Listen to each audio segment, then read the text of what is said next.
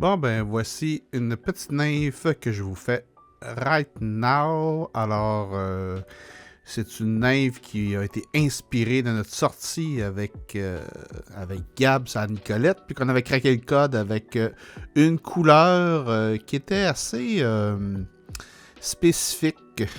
C'était une couleur, il y avait beaucoup de blanc avec une petite teinte rosée. Donc là, j'ai décidé de prendre un hameçon jig 16 avec une bille fendue orange et pour pouvoir faire cette mouche-là, que c'est une petite variante parce que j'ai pas pris le même matériel. Fait que moi, j'aime bien utiliser ce qu'on appelle le coq de lion. Ils appellent ça en anglais comme ça, là, mais je pense que c'est une sorte de plume de coq qui est très souple, qui est très fine aussi, qui est difficile à manipuler, mais qu'on met généralement à la queue des, euh, des mouches. Donc, sur les nymphes, on peut mettre ça à l'arrière. Donc, il faut quand même laisser une distance qui est pas trop longue. Puis, comme vous voyez, là, manipuler ça, là, c'était dans les premières mouches que je fais depuis quelques mois. Ça fait que j'étais un peu rouillé, mais c'est pas grave. On va, on va essayer de faire ça comme il faut. Donc là, je fixe cette partie-là à la mouche, à la nymphe. Vous avez remarqué que j'ai mis un bout de ce que je pourrais appeler un peu du wire. C'est un peu des bouts pour souder les fils de plomb. Donc, je mets ça sur ma nymphe. Ça lui donne plus de poids. Donc, elle va descendre un peu plus vite parce que quand même du 16, quand on a un certain courant, c'est une grosseur de nymphe qui cale pas très vite. Alors, en y mettant un petit peu de poids supplémentaire, ça va la faire descendre dans ma zone de strike plus rapidement. Puis, j'ai pris, pour le fil, j'ai pris un peu un white, comment on appelle ça, donc? Thread white. Il est un peu, il n'est pas tout à fait blanc éclatant. Là. Ça fait que ce que je fais aussi, c'est que vu que je vais mettre du dubbing, pour qu'il reste bien sur la nymphe, je mets toujours un petit wire, celui-là très très très fin. C'est un wire de couleur rose. Ultra wire rose, c'est ça. Fait que je mets ça pour pouvoir garder le dubbing ensemble. Puis qu'elle tienne plus, puis qu'elle toffe plus longtemps aussi. Je pense que c'est, en général, les petites nymphes ont quand même une bonne durée de vie, là, mais c'est toujours un peu plus safe de mettre un wire alentour du dubbing. Le dubbing, ben, j'ai pris un Rainbow Flash Dubbing. Donc, je vais avoir une couleur pas nécessairement rose, mais un peu de couleur des truites arc-en-ciel. Euh, Puis je mets toujours un peu de cire sur mon fil avant. Il y a plusieurs techniques pour mettre du dubbing sur un fil. Moi je l'enroule avec mes doigts tout simplement.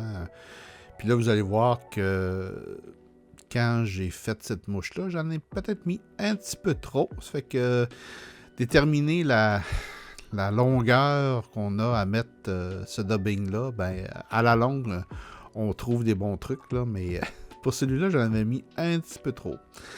Puis aussi, ben, c'est pas toujours évident de bien enrouler, puis que ça aille quand même, que ce soit quand même compact. Là. Fait que moi, j'enroule ça. Je veux pas qu'elle soit trop épaisse, la nymphe. Fait que déjà à cause du fil de plomb que j'ai mis, là. faut que quand même que mon matériel, j'en mette, mais pas trop. Surtout à la tête. Il faut que je fasse attention de ne pas trop enrouler de fil parce que tantôt, je vais mettre du cul de canard à cette place-là. Puis moi, de la manière que je mets mon cul de canard, je laisse la tige de la plume dessus. Au lieu de séparer le fil en deux, parce que j'ai quand même pris un fil très mince. Fait que, donc là, moi, j'enroule ça, et puis, là, ça va être le temps de mettre le fil wire rose. Vous voyez qu'elle est un peu comment, il y a pas mal de poils qui dépassent, puis ainsi de suite, mais ça, à la fin, on arrange tout ça, là. Je vais tout y trimer ça comme il faut. Fait qu'on enroule tout ça, puis on va fixer le fil de fer dessus. Donc, vous allez remarquer que je fais pas beaucoup de tours. Peut-être que j'aurais pu en faire un petit peu plus, là, mais j'ai tout le temps la crainte de trop loader la tête de la mouche pour cette partie-là de fil. Puis j'ai eu un petit peu de difficulté à faire... à enlever le fil en faisant la technique hélicoptère, je pense. Je sais pas trop c'est quoi le nom. Ça fait que j'arrange ça comme je peux. Fait que vous voyez un peu la couleur. Il y a un petit peu de rose, un petit peu d'argenté dedans.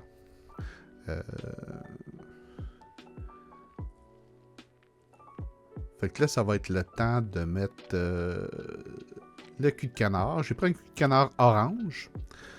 J'en ai du vert, j'en ai du noir, j'en ai du blanc, mais je trouve que quand je vais à Tweet Arc-en-Ciel, le petit plume orange, ça fonctionne très bien. Moi, je coupe le bout de certains filaments. Puis je fixe le bout le plus mince. Vous allez voir que la première shot n'a pas bien marché, mais ça arrive de temps en temps. Il faut se reprendre. Il faut être patient quand on fait des petites mouches. Alors là, je le fixe comme il faut. Et ensuite, j'enroule la plume. J'aurais pu prendre un outil là, pour tenir ça, là, mais bon. Ce que je fais, c'est que j'exerce une pression sur ce que j'enroule. Puis en même temps aussi, j'essaye de ramener les fibres vers l'arrière. Mais ça, je fais beaucoup plus ça à la fin. Quand j'ai coupé le bout d'excédent que j'ai plus besoin sur la plume.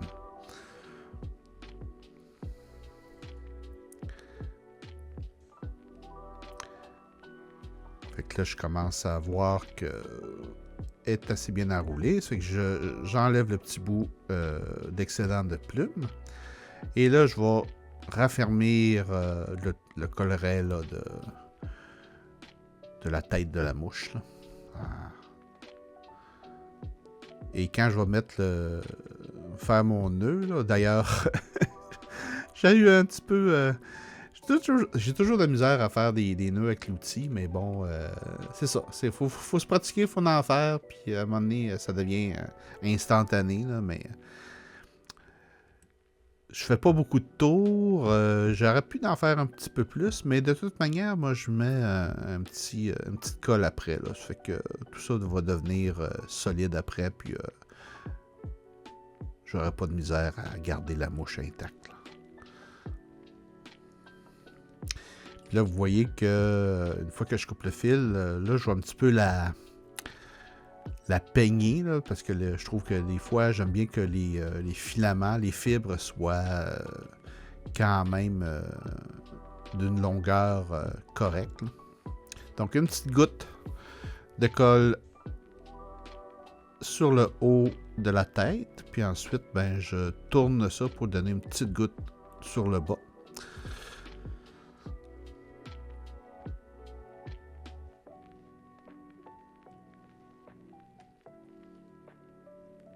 Donc, tout ça va sécher et durcir. Puis là, je la peigne et puis je regarde s'il y a des filaments de trop longs. J'essaye qu'à l'arrière, ça soit quand même d'une longueur correcte. Là. Je fais ça avec les doigts. Là. Pas besoin de prendre un ciseau pour ça. Ben, voici ma mouche. Une petite nymphe jig. Elle va être bonne à rivière.